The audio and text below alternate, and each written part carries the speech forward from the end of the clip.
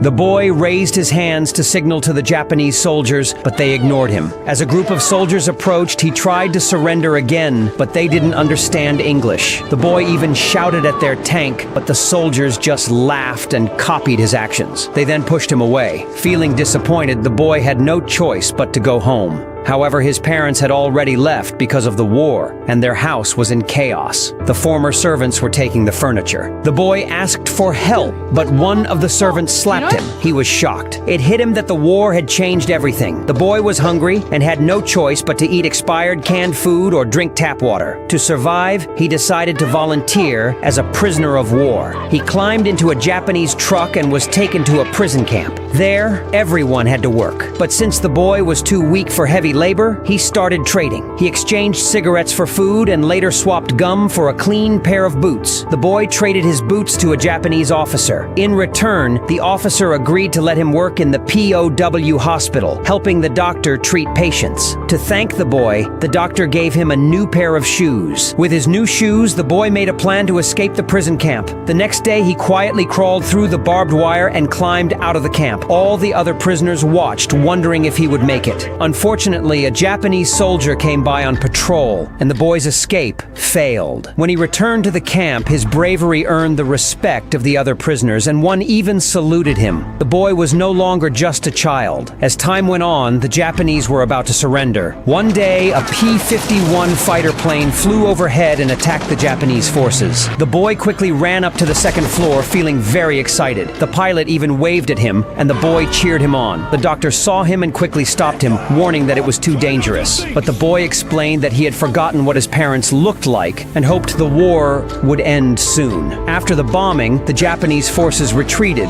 and the prisoners left the area. After a long journey, the boy arrived at a Red Cross shelter where many children who had been separated from their families were staying. Then, a woman called his name. The boy took her hand and removed her hat. It was then that he finally recognized her. She was his mom.